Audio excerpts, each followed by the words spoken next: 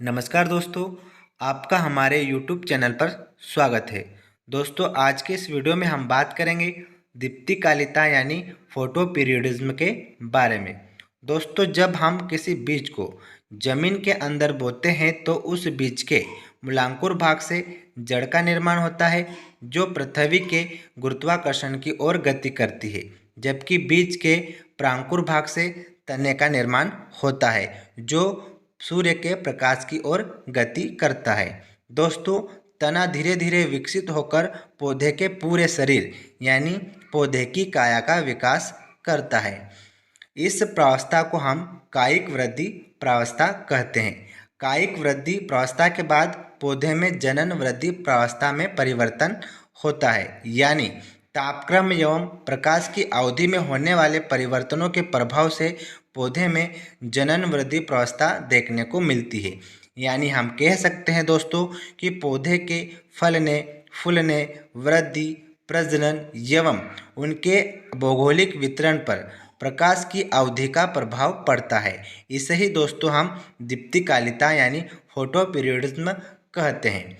तो आइए चलो देखते हैं दीप्तिकालिता की परिभाषा और प्रकाश के आधार पर दीप्तिकालिता को यानी पौधों को तीन भागों में बांटा गया है। और साथ ही हम देखते हैं दीप्तिकालिता के महत्व के बारे में। सबसे पहले हम बात करते हैं दीप्तिकालिता की परिभाषा के बारे में। दोस्तों, पौधों को फलने, फूलने, प्रजनन एवं उनके भौगोलिक वितरण पर प्रकाश की अवधि का प्रभाव पड़ता है। यानी जब पौधे का विकास होता है तो उसमें फल, फूल, प्रजनन एवं उसकी भौगोलिक स्थिति के आधार पर उसके ऊपर प्रकाश की अवधि का प्रभाव पड़ता है। अतः पौधे द्वारा प्रकाश की अवधि एवं समय के प्रति अनुक्रिया को ही दीप्तिकालिता कहते हैं। यानी पौधे के ऊपर जो प्रकाश की अवधि का प्रभाव पड़ता है उसके प्रति पौधा अनुक्रिया प्रदर्शित करता है, इसे ही दीप्तिकालिता कहते हैं।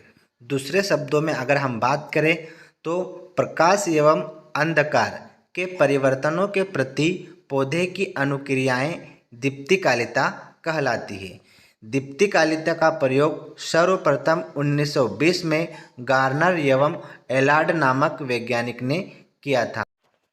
तो इस प्रकार हमें दीप्तिकालिता की परिभाषा और साथ ही दीप्तिकालिता शब्द का प्रयोग सर्वप्रथम गार्नर एवं एलार्ड ने किया था, इन दोनों बातों को याद रखना है। अब हम बात करते हैं कि प्रकाश की अवधि के आधार पर पौधों को 3 वर्गों में विभाजित किया गया है।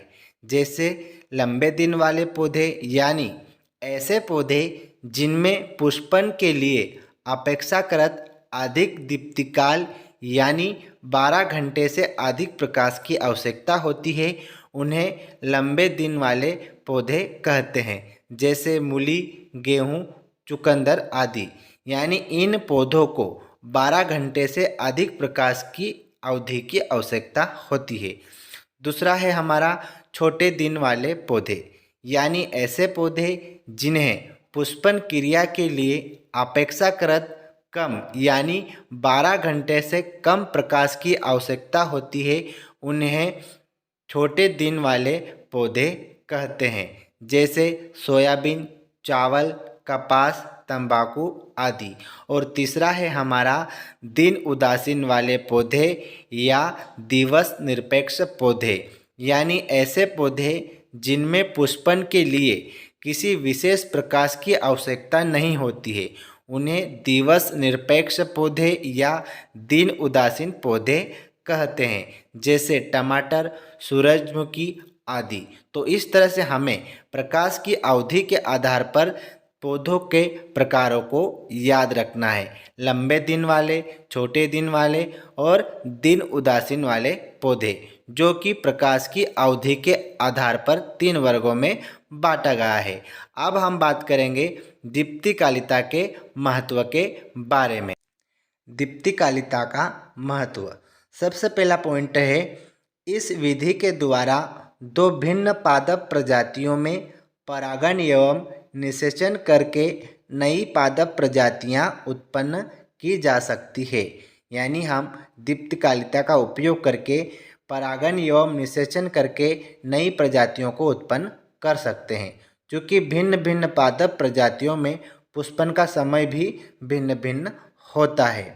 सेकंड पॉइंट है हमारा, दीप्तकालिता का कृषि एवं बागवानी में बहुत अधिक महत्व होता है, क्योंकि उसके द्वारा एक वर्षीय पौधों को द्विवर्षीय पौधों में और द्विवर्षीय पौधों को एक वर्षीय पौधों में परिवर्तित किया जा सकता है। यानी हम दीप्तकालिता का उपयोग करके, इस विधि का उपयोग करके पौधों में एक वर्षीय पौधों को द्विवर्षीय में और द्विवर्षीय पौधों को एक वर्षीय पौधों में परिवर्तित कर सकते हैं।